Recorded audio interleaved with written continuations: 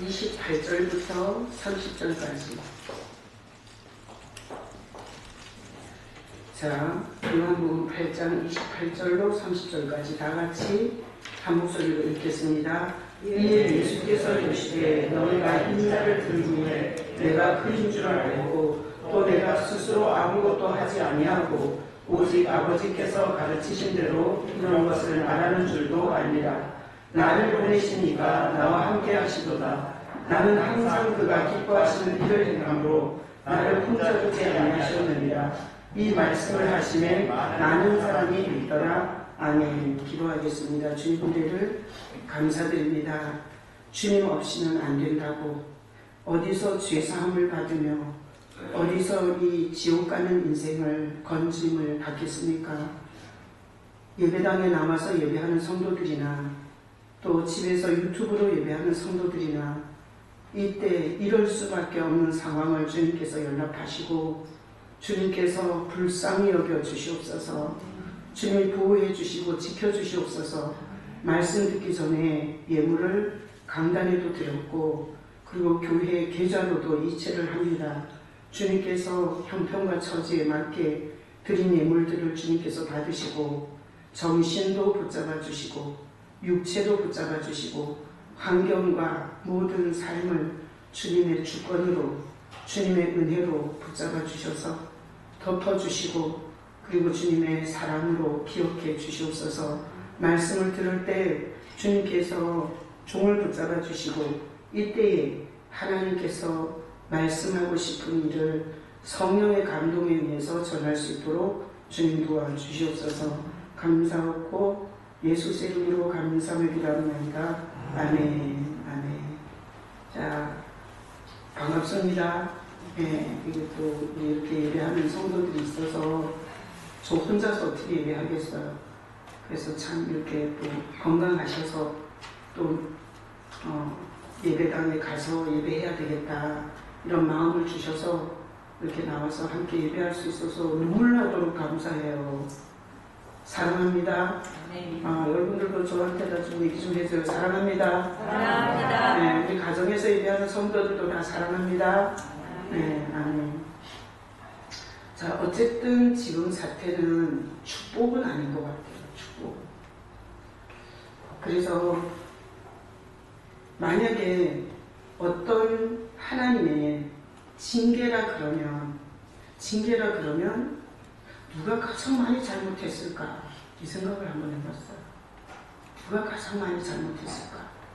자, 여러분 한번 생각해봐요. 1번 목회자들, 1번 2번 성도들, 3번 믿지 않는 사람들. 여러분 생각에는 지금 이 상황이 이렇게 하나님의 징계라면 누가 제일 잘못을 한 것 같아요? 대답하기 곤란하시죠? 여러분 입에서 목사님들이라고 이러면 또 좀 그렇잖아. 근데 제가 설교하는 입장에서 봤을 때 하나님이 징계를 하신다면 죄를 가장 많이 지은 건 목회자들이라는 생각을 해봤어요. 목회자들이다. 그래서 만약에 한 가정이 잘못했을 때 가장 잘못한 건 가장인 거지. 왜? 가장이라는 권위를 줬고 가장이라는 위치를 줬고 가장이라는 그 입지에서 가정에 뭔가 문제가 생겼다면 가장의 가장 책임이 큰 거잖아요. 그죠? 그런 것처럼 이 사태, 하나님의 징계 아래 있다면 이 사태에서 가장 크게 잘못한 건 목회자들이다라는 생각을 해봤어요. 그래서 제가 오늘 설교를 하기 전에 이런 생각을 한번 해봤어요. 교회, 지금 예수님이 2000년 전에 이 땅에 와서 죽으시고 부활하시고 하나님 우편에 올라가셨어요. 그리고 나서 지금 2020년 동안 교회가 지금까지 온 거예요. 근데 교회사 중에 가장 하나님을 진노케 한 죄가 있더라고요. 하나님을 가장 진노케 한 죄, 교회사에서. 그래서 교회 역사를 쭉 보면 하나님을 가장 진노케 한 죄가 첫 번째가 뭔가 하면 교회가 면죄부를 팔았었어요. 면죄부. 중세 가톨릭 시대에. 그래서 죄 있는 사람에게 돈을 받고 그 면죄부를 받았어요. 이게 굉장히 큰 죄거든요. 또 하나, 그 면죄부를 받아서 그 돈이 어마어마하게 들어올 수밖에 없어요. 죄책감이 있는 사람들이 돈 주고 용서를 받을 수 있다고 생각했을 때 얼마를 내겠냐고요. 어마어마한 돈을 거둔 거예요. 그래서 면죄부를 받은 그 수익금을 가지고 거대한 성당을 지었어요. 거대한 성당. 그래서 우리가 유럽을 여행해 보면 어마어마한 거대 성당들을 보게 돼요. 자, 그러면 이 두 가지 죄, 사람이 면죄를 해주는 거잖아요. 사람이 죄를 면죄해 주는 거잖아요. 이 죄에다가 거대 성당을 지었고 마치 이 건물이 엄청 크고 화려하면 하나님이 거기 있는 것처럼 그렇게 생각을 하게 착각을 시킨 거예요. 그래서 이 두 가지 죄를 생각해 보면 이게 다 하나님을 끌어내리고 인간이 하나님 자리에 앉은 거예요. 하나님을 끌어내리고 인간이 하나님 자리에. 그래서 인간이 면죄부를 팔고, 그리고 인간이 건물을 크게 지으면 하나님이 마치 거기 있는 것처럼 성도들을 속인 거예요. 자, 그래서 교회사에서 가장 크게 지었던 이 두 가지 죄를 생각해 봤어요. 자, 우리가 성경에 보면 주권의 싸움이에요. 주권 싸움. 왜? 하나님이 인간을 창조할 때 이렇게 창조하신 거예요. 하나님이 주권자야. 그리고 우리는 그 하나님의 피조물이에요. 하나님의 창조물이에요. 그래서 하나님이 주인이고 인간은 그 주인 밑에서 평강을 누리는 존재였어요. 근데 인간이 뭘 따먹어요? 선악과를 따먹으면서 하나님처럼 된 거예요. 이게 죄의 시작인데 항상 교회사에서도 주권 싸움이 있는 거예요. 주권 싸움이. 그래서 평신도들이 하나님과 주권 싸움을 하진 않아요. 근데 보통 이 사제들이 그리고 이 목회자들이 하나님이 앉아야 할 자리에 앉아서 죄를 지을 때가 있었어요. 이게 중세 개톨릭이었거든요. 자, 오늘 본문에 보면 28절에, 자, 28절 읽어봐요. 이에 예수께서 이르시되 너희가 인자를 든 후에 내가 그인 줄을 알고 또 내가 스스로 아무것도 하지 아니하고 오직 하나님께서 가르치신 대로 이런 것을 나라는 줄도 알리라. 자, 여기 박수 치세요. 예수님이 말씀하셨죠? 너희가 박수 쳐요. 너희가 누구죠? 여기서? 제자들이에요. 그죠? 제자들에게 너희가 인자를 든 후에 예수님을 십자가에 이렇게 달려서 예수님이 죽으시고 난 다음에 내가 그인 줄 알고 이랬어요.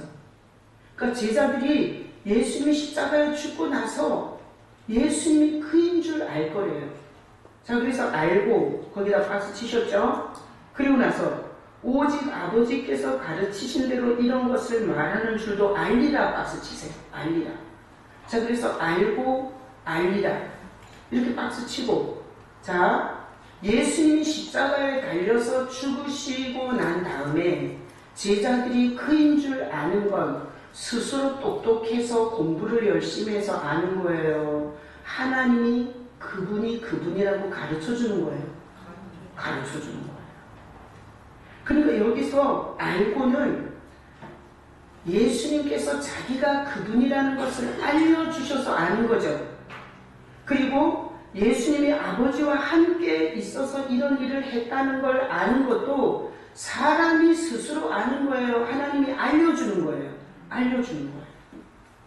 자, 그래서 오늘 이 본문을 통해서 볼 수 있는 것, 우리가 예수님이 우리 죄를 위해서 죽으셨다는 걸 아는 것은 하나님의 은혜로 아는 거죠. 우리가 공부를 열심히 하고 성경을 수백 독을 해서 알 수는 있는 게 아니에요. 하나님 쪽에 주권이 있는 거예요. 우리가 예수님을 알고 그분을 내 구주라고 고백하고 그분을 사랑한다고 고백하는 건 하나님 쪽에서 주권을 가지고 우리에게 은혜를 베풀어야 되는 일이에요. 아멘이시죠? 그런데 지금까지 역사를 보면 가장 하나님 앞에 대적한 사건이 바벨탑 사건이에요. 바벨탑 사건은 왜 생겼나 하면 하나님이 홍수로 모든 사람을 다 물의 심판으로 모든 인류를 다 심판했어요. 그랬을 때 살아남은 사람들이 우리가 하나님의 심판 아래 있고 싶지 않다. 우리가 높은 건물을 지어서 하나님이 아무리 비를 많이 내리고 홍수를 내려도 우리가 스스로 죽지 않을 방법을 마련하자. 이래서 세운 게 바벨탑이에요. 자, 그러니까 지금 제가 설교하면서 이 얘기를 잘 알아들으셔야 돼요.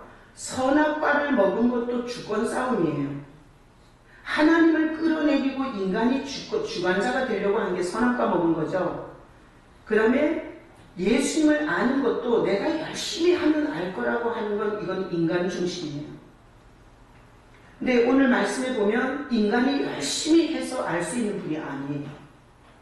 하나님이 은혜를 줘야 알 수 있는 분이세요. 자, 다 같이 복창해요. 예수님은 하나님께서 은혜를 주셔야 알 수 있다.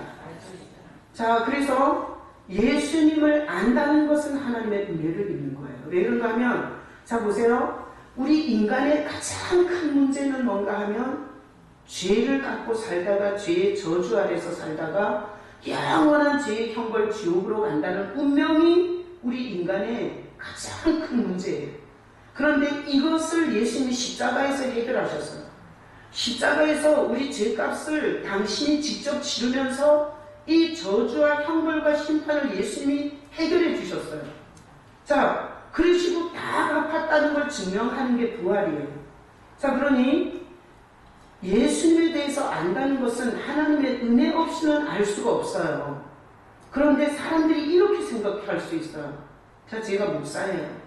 제가 목사인데 민우도 데려오고 하라도 데려오고 강문정 집사님도 데려와서 내가 성경을 열심히 공부시키면 이 세 사람이 예수님을 알 수 있다고 생각하는 건 맞아요? 틀려요? 틀려요. 그러니까 우리가 어느 순간부터는 이런 목회를 했던 거예요. 목회자들이 주권을 갖고 있는 줄로 착각했던 거예요. 그래서 이런 목회가 굉장히 오랫동안 저주왔던 거예요.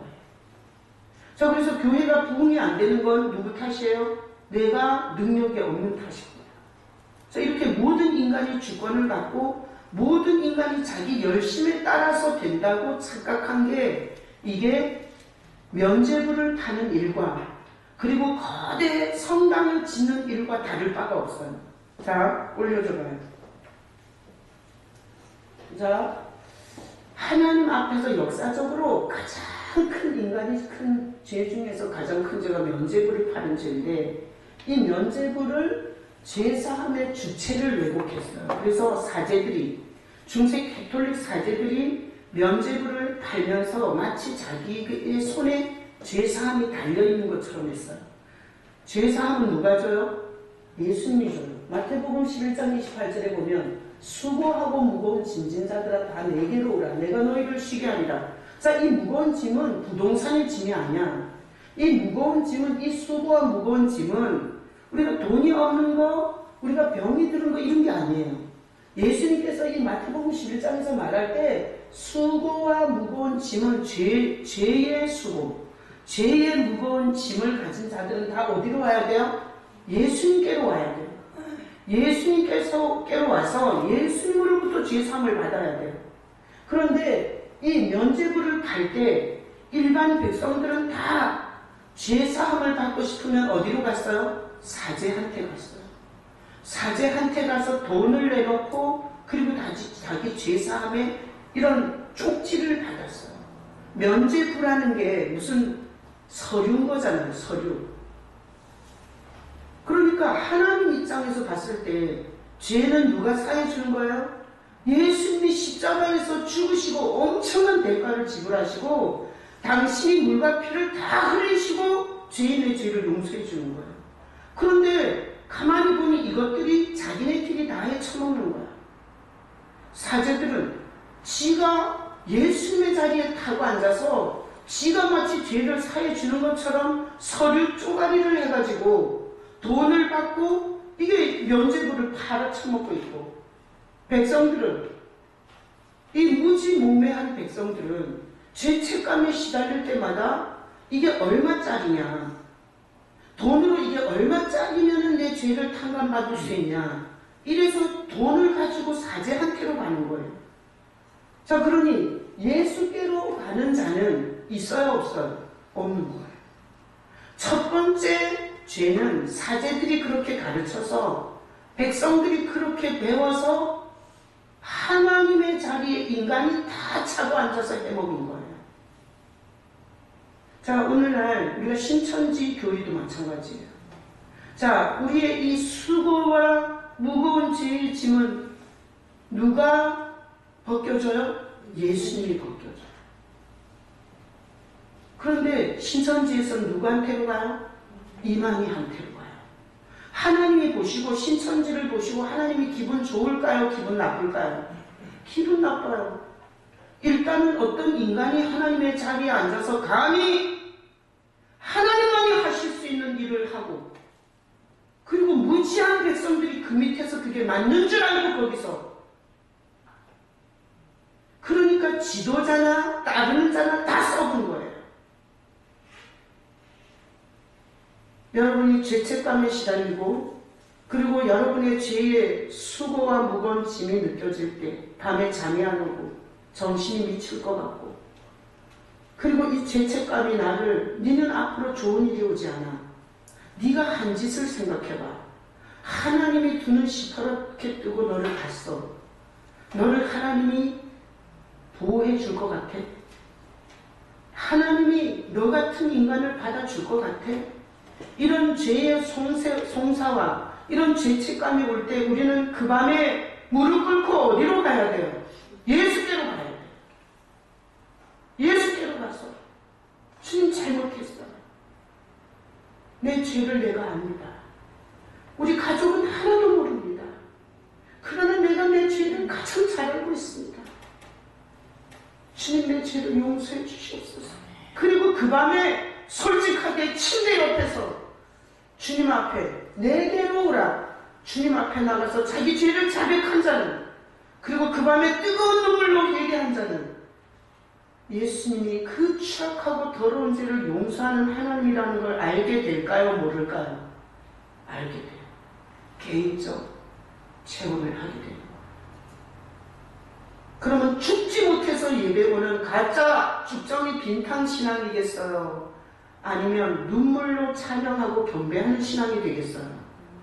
이건 주님을 향한 예배 태도, 그리고 찬양 부르는 마음의 정성 자체가 다른 예배가 되는 거예요. 오늘날도 똑같은 거예요. 자, 면죄부를 그런 식으로 사제들이 하고, 그리고 나서 그 거대한 헌금을 받아갖고 거대한 성당을 다 지었어요. 지금 유럽의 그 거대한 성당들이 다 관광 코스인 거 아시죠? 근데 거기 성도들은 있어요, 없어요? 없어요. 그거는 관광 수입을 가지고 겨우 유지하고 있어요. 그것은 무슨 죄냐? 자, 첫 번째 면죄부는 죄사함의 주체가 인간인 것처럼 죄를 지었어요. 이 두 번째, 거대 성당은, 성전은 하나님이 만나주시는 장소가 성전이에요. 자, 다같이 묵상해요. 성전은 하나님이 죄인을 만나주는 장소다. 이게 성전인데, 그래서 하나님이 죄인을 만나주는 장소가 어딘가 하면 예수예요. 하나님은 예수 안에서 죄인을 만나주는 거예요. 그런데 이렇게 지가 마치 죄사함의 주체자인 것처럼 면죄부를 달아서 수십억 수천억의 돈이 들어오면 거대 성당을 만들어서 건물이 성전인 것처럼 거짓말을 한 거예요. 건물이 성전인 것처럼. 그래서 수백억의 건물을 크게 지어놓으면 사람들이 그 거대한 건물을 바라보면서 저런 곳에 하나님이 계실 것 같이 백성들이 속아서 건물 성전의 거짓말에 속았던 거예요. 그래서 이 역사적으로 교회사에 보면 가장 크게 하나님을 모독한 일, 하나님을 진노케 한 죄가 두 가지인데, 지금 여기서 말한 것처럼 첫 번째는 인간들이 성경 공부하면서 인간들이 자기 멋대로 교인들에게 죄사함의 확신을 주고 구원의 확신을 주면서 성도들이 예수께로 가지 않게 목회한 죄, 오늘날도 똑같아요. 그리고 목사가 그런 식으로 죄사함의 확신을 주고 구원의 확신을 주니 성도들이 예수께 가지를 않는 거예요. 그러니까 교회를 수십 년 다녀도 예수가 누군지를 몰라. 예수님이 자기 죄를 위해서 얼마나 끔찍한 대가를 지불했는지 눈물이 없는 거야. 자, 한번 보세요. 찬양을 나 같은 죄인 살리신 이렇게 찬양하면 아니 무슨 내가 뭔 죄를 졌어. 그래서 전혀 감동이 없는 거예요. 이런 찬양이. 근데 한번 생각해봐요. 아무도 모르는 내가 나 자신을 볼 때 하나님께 용서받지 못할 저주받을 죄를 지었어 내가. 근데 어느 날 그 죄를 용서해 주기 위해서 십자가에서 피 흘리신 예수님이 생각났어. 용서받으려면 예수 앞에 가는 수밖에 없어. 그래서 그 밤에 예수님께 용서해달라고 눈물로 다윗이 우리의 아내를 범하고 계획살인을 해서 우리 아를 철저하게 계획해서 살인까지 하고 나서 하나님이 나단 선지자를 통해서 지적했을 때 그때 하나님 앞에서 눈물이 침상해졌도록 얘기한 것처럼 그렇게 그날 밤에 주님 앞에 잘못했다고, 내가 눈이 멀었었다고, 그리고 나도 모르게 이렇게 됐다고, 이제는 돌이킬 길이 없다고, 주님 용서해 줄 분은 주님밖에 없다고, 이 죄를 안고 살면 살수록 저주와 형벌과 심판밖에 없다고, 내 영혼이 심판받고 내 신령이 심판받고 내 육체가 심판받고 내 삶 전체가 저주밖에 받을 수가 없다고, 내 인생에 좋은 일이 오는 걸 볼 수가 없다고 이러면서 그날 뜨거운 눈물로 주님 앞에 회개하다가 예수님이 왜 그렇게 갈갈이 찢겨서 왜 그렇게 침대 틈을 받고 따귀를 맞으면서 예루살렘 사거리에 혼란을 느껴서 그 수치를 당하면서 대속을 하셨는지가 깨달아지는 거야. 그렇게 주님을 만나 주님이 내가 네 죄 때문에 내가 네 죄를 위해서 이렇게 한 거야 라는 은혜를 입었다면, 그렇다면 그 사람은 나 같은 죄 살리신 주 은혜 놀라와 내 죄의 보혈은 정하고 정하다, 내 죄를 정케 하신 주 나로라 하시, 이런 찬양을 어떻게 아무 생각 없이 졸면서 성경 이게 찬송가를 떨어뜨리면서 자다가 이렇게 찬양을 부를 수 있겠냐고. 그러니 이 상황 속에서 제가 한번 생각해 봤어요. 도대체 우리가 하나님의 지금 징계를 받고 있다면 이게 전 세계가 지금 난리잖아요. 우리나라만의 문제가 아니에요. 미국에서 트럼프 대통령이 그냥 과감하게 그 뭐 독감 수준이다 막 이렇게 말하다가 이제는 이게 자기 나라에서 이제는 주를 옮겨 다니지 못하게 비상사태를 선포하고, 그리고 이것으로 말미암아 수천만이 죽을 수도 있다고 뭐 경계심을 가졌어요. 이건 우리나라만의 문제가 아니라 전 지구를 지금 잡아 흔드는 거예요. 여행을 갈 수 있어요? 좋아하는 사람을 만날 수 있냐고.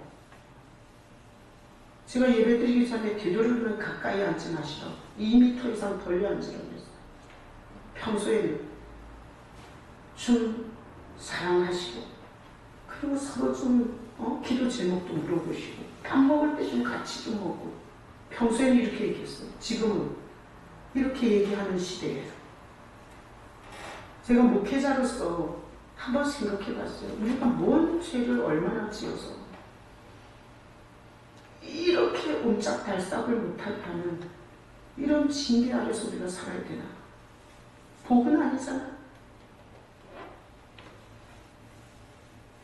그런데 결국은 이렇게 된 가장 주도적 죄의 중심에는 목회자들이 있는 거예요. 목회자들. 믿지 않는 자가 잘못해서 하나님은 징계하지 않아요. 성도들이 잘못했다고 하나님이 그렇게 징계하지 않아. 하나님께서 구약의 역사를 보면 제사장들이 잘못할 때, 종교 지도자들이 우상 숭배하고 썩었을 때 징계가 내려. 그래서 이 사태를 생각하면서 도대체 우리가 뭘 잘못해서 이렇게 옴짝달싹을 못하는 이런 상황이 됐나 생각해 볼 때 교회가 저지른 죄는 이 두 가지입니다. 죄사함을 주시는 주체자인 예수님께로 성도들을 인도하지 않은 죄. 아멘이시죠? 여러분이 이 기회에 여러분의 허물과 죄가 있고 하나님 앞에 부끄러운 게 있으면 어디로 가세요? 예수님께로 가시길 축복합니다. 그냥 왔다 갔다 하면서 부동산도 오르고 직장도 뭐 연봉도 올라가고 건강하고 뭐 술도 한 잔씩 마시고 뭐 개세라세라 놀고 이럴 때는 생각을 못했다 해도 지금 이런 상황 속에는 한 번쯤 다 심각하게 하나님 앞에서 생각해봐야 돼요. 그리고 예수님 앞에 가시기를 축복합니다. 그리고 주님 앞에 솔직하게 하나님 앞에 부끄러운 거, 하나님 앞에 죄같이 느껴지는 거 있거든. 은밀한 시간에 예수님께로 가서 주님 나를 한 번만 용서해달라. 내가 삶에 너무 무감각하게 내 중심의 삶에 빠져서 살다 보니까 이렇게 됐다. 한 번만 주님 나를 용서해달라고 이렇게 예수님께 가서 하나님을 기쁘시게 하는 성도들이 되시길 축복합니다. 나는 성도들이 자기 허물과 죄를 가지고 죄를 용서하는 예수님 앞에 가서 회개하고 엎드릴 때 나는 하나님의 진노가 거두어질 것 같아요. 목회자들은 이렇게 회개할 거예요. 저를 비롯해서 지금까지 예수님의 자리에 타고 앉아서 마치 예수님처럼 성도들에게 내가 답을 주는 것처럼 내가 죄를 용서해주고 내가 예언해주고 내가 상담해주고 그러면서 성도들의 모든 삶을 내가 마치 정능자인 것처럼 내가 해답자인 것처럼 그렇게 주님의 자리를 훔쳤던 죄를 용서해달라고 우리 목회자들은 회개하면 돼요. 저도 그렇게 회개하겠습니다. 그리고 성전을 착각한 죄를 용서해달라고 회개해야 돼요. 성전은 누구예요? 예수님이세요. 예수님 안에서 아버지와 죄인이 만나는 거야. 예수님 안에서. 근데 어느 때부턴가 거대한 성전은 거기에 뭐가 있는 줄로 착각을 시킨 거예요. 그러니까 목회자들이 수십억의 빚을 얻어서 리모델링하고 계속 건물에다 처바르는 일에다가 성도들의 헌금을 거의 다 썼어요. 그러니까 성도들이 자꾸 성전은 예배당이 성전인 줄 알아. 여러분 지금 예수 안에 있어야 예배가 되는 걸 아시죠? 여러분이 예수 안에서 예배할 수 있기를 축복합니다. 여기 성전에 나와 앉아있으면 예배가 돼요? 아니에요. 우리는 우리 죄를 위해서 피 흘리신 예수님을 안고 여기서 예배를 해야 아벨의 예배예요. 예수님의 피 흘림이 없는 예수님을 기억하고 기념하지 않는 상태로 거대한 예배당에 앉아있으면 그게 예배를 받아요? 하나님은 예배를 개인 받으세요.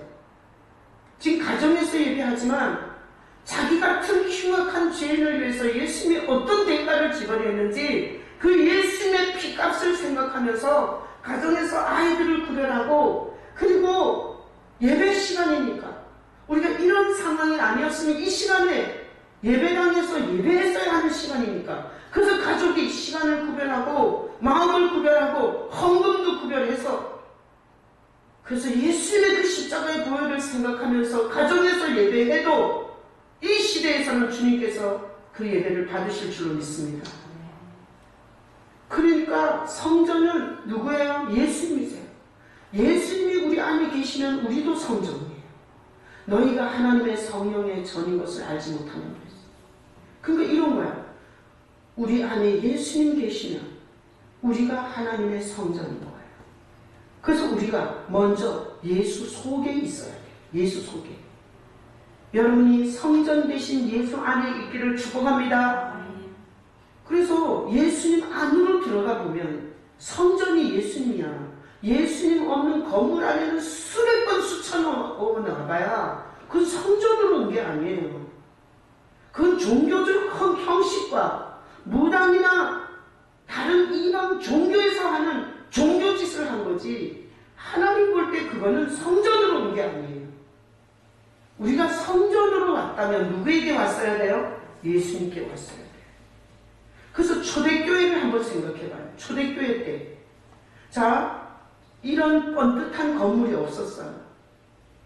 그때는 로마 황제가 예수 믿으면 다 잡아 죽였어요.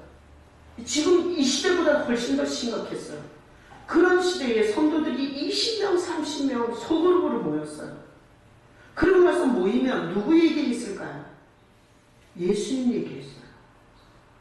누가? 사도들이나 예수님을 본 자들이. 그래서 이렇게 얘기한 거야. 내가 예수님을 봤다. 내가 따라다니면서 오병이어 그 떡을 먹었잖아. 그리고 예수님이 38년 된 병자 고칠 때 내가 구경했어. 그분이 그런 인간을 고치고 그런 인간을 먹이고 그런 인간을 사랑하시다가 십자가에 달려서 죽으시는 걸 봤잖아 내가. 근데 그분이 분명히 죽었거든. 그리고 무덤에 장사됐거든. 그런데 살아났더라고. 그래서 얼마나 놀랐는지 몰라. 근데 그분이 이렇게 올라가시면서 다시 오신다는 약속을 주시고 세상 끝날까지 우리와 함께 있겠다 하더라고. 그래서 우리는 그분이 올라가는 걸 보면서 절대 우리가 혼자가 아니라는 걸 생각했어. 그래서 지난주에 살아가면서 로마 군사들이 막 나를 잡으러 왔잖아. 근데 군사들이 오기 전에 이상하게 우리 애가 자꾸 울길래 내가 애를 달래려고 문 밖에 나갔는데 군사들이 우리 집으로 막 쳐들어오는 걸 내가 문 밖에서 봤어. 그래서 내가 살아남아서 이렇게 오늘 예배를 온 거야. 이렇게 예수님 중심의 얘기를 했어. 초대교회 모든 설교의 중심, 간증의 중심이 다 예수님 중심이었어요. 그때에는 내가 예수 믿었더니 부동산이 2배가 올랐고 주식이 3배가 올랐고 우리 남편이 승진해서 이런 거지 같은 간증은 그때 없었다니까. 목숨을 내놓고 예수를 믿으면서 모이면 예수님이 나한테 어떻게 천국을 보여주면서 이 세상에, 이 험악한 세상의 믿음을 지키라고. 100년 안에 죽을 인생, 잠시 환난을 당할 때 죽도록 충성하라고 하시더라고. 그냥 혹시 죽게 되면 죽으라고 하시더라고. 그리고 나면 주님께서 내 영혼을 받아주신다고 감동해 주시더라고. 이런 간증을 한 거예요. 다 예수 얘기였어요. 그러니까 그들의 모임은 성전 되신 예수 안의 모임이었던 거예요.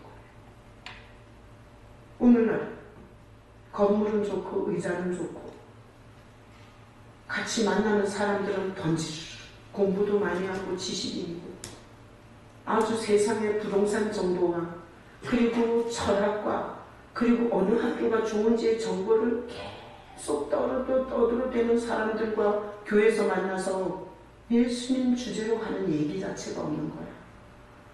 그러니까 하나님이 보실 때 성전이 아닌 거야. 예수님을 말할 줄 모르니까 일단 그 사람도 성전이신 예수를 모르지. 그리고 그런 인간들이 집단으로 모여 있으니까 하나님이 볼 때 그건 하나님의 성전이 아닌 거예요.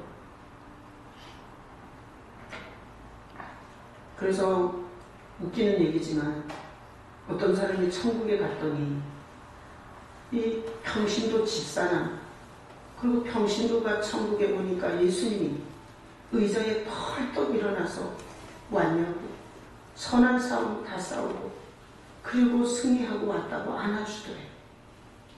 근데 어떤 목사가 갔더니 예수님께서 의자를 부여안고 안 일어서더래요. 그래서 아니, 목사들이 훨씬 더 수고했고 목사들이 불철주야 주님을 위해서 수고했는데 왜 평신도는 펄떡 일어나 맞이하면서 목사가 올라오니 의자에 앉으셔서 그 의자를 붙잡고 늘어지셨습니까? 그렇게 궁금해서 물어봤더니 목사들은 나를 밀어내고 내 자리에 앉으려는 놈들이라 내가 의자를 안 뺏기려고 그랬더니 웃기는 얘기긴 해요. 근데 여러분이나 저나 이 시대의 교회를 잘 봐야 돼요. 이 시대의 교회를. 이 시대의 교회는 틀림없이 이 두 가지를 했어요. 사람 중심의 목회를 했고, 그리고 예수님이 성전 아닌 거대한 집 짓는 성전의 역사가 진행된 거예요. 그래서 지금 복은 아니잖아. 이런 상황 속에서 성도들도 다 누구에게로 돌아가요? 예수님께로 돌아가요. 그리고 내가 11조를 했고 내가 주일날 가서 매일 청소를 했고 이러지 말고 정말 죄를 사해 주시는 예수님 앞에 가서 내가 그냥 대충 넘어온지 이런 것들 주님 앞에 나가서 뜨거운 눈물과 회개하는 심령으로 예수께로 돌아가면 하나님께서 훨씬 더 빨리 이 상황을 멈춰주실 수도 있어요. 아멘이시죠? 우리 주님 앞에 진실하고 정직하고 솔직한 신앙으로 돌아가기를 바랍니다. 그리고 더 이상 건물이 성전이 아니야. 내가 그 호주의 엄영경 목사님이 하나님의 아들을 짓밟고 선 교회, 그 책을 너무 내가 정말 귀하다고 생각했던 거, 그분이 그 얘기 했어요. 그리고 저도 한 번도 이 건물이 하나님의 성전이라고 생각해 본 적 없어요. 하나님이 죄인을 만나주는 성전은 예수님이세요. 내가 예수 안에 들어가지 않으면 절대 아버지를 만날 수가 없어요. 그러니까 우리는 이 두 가지를 얘기해야 돼요. 이 두 가지를. 목회자들이, 이만희가, 문선명이, 어머니 하나님이 다 인간들이 하는 거 아니에요? 하나님의 자리를 다 끌어내리고 인간들이 지금 다 타고 앉아 있는 거야. 그렇다고 해서 기존 목사들은 괜찮으냐? 다 마찬가지야. 그래서 하나님을 끌어내리고 제사함의 주대적인 자리에 목회자들이 앉은 것을 회개하고, 성도들은 그 죄를 용서해 주는 예수님께 가서 눈물로 자기 죄를 회개하고 엎드리고, 그리고 성전은 예수밖에 없습니다.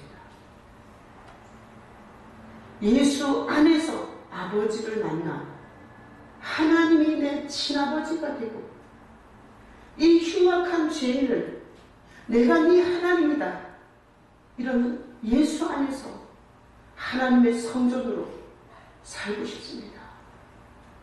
이렇게 우리가 이 두 가지 죄악을 주님 앞에 회개하고 엎드릴 때 하나님이 하나님의 자리에 돌아오실 수 있는 거예요.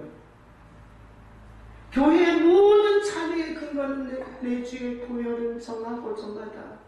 내 죄를 정하신 주 날로라 하시네. 교회는 죄인들이 용서받으러 오는 하나님의 은혜의 장이 될 거예요. 그리고 절대 어떤 인간도 화려한 성전이기 때문에 그 안에 하나님 있을 줄로 중세시대처럼 착각해서 하나님 없는 건물을 수도 없이 세워가는 이런 하나님을 진노케 할 사역과 목회가 끝날 수 있는 거예요. 그래서 오늘 이 말씀에 보니 예수님께서 이렇게 말했어요. 제자들에게 내가 그인 줄 알리라. 알려주겠다는 거야. 내가 되면. 인간이 노력해서 안다는 거예요. 내가 알려주겠다는 거예요. 알려주겠다는 거예요. 내가 그인 줄 알려주겠다. 그리고 내가 아버지와 함께 있던 것도 알려주겠다.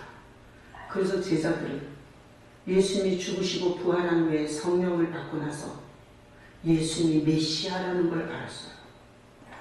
그리고 목숨을 바쳐 이분을 전하다가 다 순교하고 죽었어요.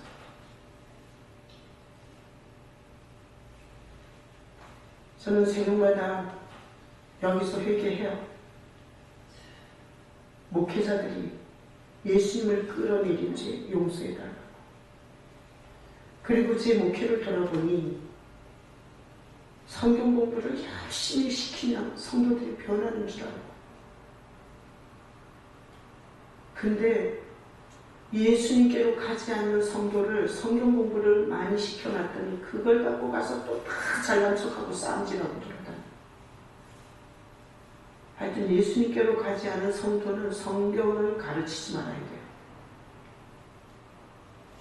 그러면 어디 가서 또 주워 들은 것 같고 얼마나 잘난 척하고 세상을 시끄럽게 할지 아세요? 그러니 여러분 성경 많이 몰라도 돼요. 먼저 어디로 가요? 예수님께 가셔서 여러분이 어떤 존재인지를 들으시고, 그리고 여러분의 죄를 위해서 주님이 어떤 일을 하셨는지 그 깊은 사랑의 주님을 좀 만나시고, 그래서 다시 회복되었을 때 예배하면서 보혈 찬양을 하면 여기저기서 울어. 그 주님이 나를 위해서 피 흘리신 그 주님이 기억이 됐어. 그리고 말씀을 들으면 그게 뭔 말인지 알아들어지는 거야. 내가 설교를 해보면 예수님을 만나지 못한 육신의 성도는 아무리 얘기해도 못 알아들어. 아무리 얘기해도. 뭔 말인지 하나도 못 알아들어. 내가 오늘 새벽에 얘기했는데 예수님을 만난다는 건 이 편리 너무 좋아. 내가 오늘 새벽 설교에 얘기했어. 자, 애들을 손을 잡고 이렇게 막 이렇게 그네를 태워주고 이러다 보면 애들이 손이 쑥 빠지잖아. 이 정광 목사님 그렇게 설명하는데 내가 저 말을 누가 알아듣겠나 싶더라고. 애들을 손을 잡고 휘잉 돌리다가 손이 쑥 빠졌어. 그래서 그 애를 데리고 병원에 갔어요. 그랬더니 큰일 난 줄 알고 애가 기적하고 우니까. 그래서 의사가 보더니 걱정하지 말라고. 손이 빠졌다. 그래서 애를 잡으라고. 그래서 애를 잡고, 그리고 의사가 손을 바짝 당겨서 탁 놨어요. 근데 애가 더 기절하고 우는 거야. 그리고 의사가 이건 안 들어가서 그렇다고. 다시 잡으라고. 다시 애를 잡고 의사가 손을 바짝 당겨서 탁 놨더니 애가 이제 됐어. 3-4살 먹은 애가 이제 됐다 그랬대요. 그렇게 어긋나서 아프던 팔이 이제 됐다는 거예요. 그 애 입에서. 예수님이 오신 것은 이제 됐어. 이제는 죽어도 괜찮아. 가난해도 괜찮고, 교도소에 가도 괜찮고, 부자로 살아도 괜찮고, 거지로 살아도 괜찮아. 예수님이 오시면 이제 됐어가 되는 게 예수 온 거예요. 너무 넓은 집에서 살고 싶고, 너무 압구정동으로 진출하고 싶고, 너무 미국 유학을 하고 싶고, 너무 원하는 게 있잖아. 그건 예수가 안 온 거야. 그건 확실하게 예수가 안 온 거야. 예수님을 만나면 이젠 됐어. 내가 어떤 모습으로 살든 이젠 됐어. 이게 되는 게 예수님이 온 거예요. 그래서 제가 성도들이 기도 제목을 너무 간절히 기도 제목, 그 아파트에 꼭 들어가게 해주세요. 내가 예전에 어떤 사람이 교도소에 절대 들어가지 말게 해달라고 나한테 기도 제목을 내놓길래 가라고 그랬어. 그랬어요. 뭘 그렇게 꼭 가지 말아야 돼. 가게 되면 가는 거지. 꼭 그것만은 안 돼. 이러면 예수가 안 온 거예요. 예수님이 오시면 이젠 됐어. 어떤 상황이든지 이젠 됐어. 불만족하던 심령이 만족하다고 고백하는 건 예수가 온 거예요. 자, 오늘 이 설교를 듣고 어린아이의 어그러졌던 손이 칼 맞춰지고 나서 그 3-4살 먹은 어린애가 이젠 됐어, 이젠 안 아프다는 거야. 그런 것 같은 영혼의 고백이 없는 자는 다 예수님께로 돌아가시기를 축복합니다. 예수님을 만나게 해달라고, 죽정이 빈탕 신앙에서 예수님을 만나는 신앙으로 거듭나시는 축복의 시기가 될 수 있기를 예수님의 이름으로 축복합니다. 아멘. 자, 성찬.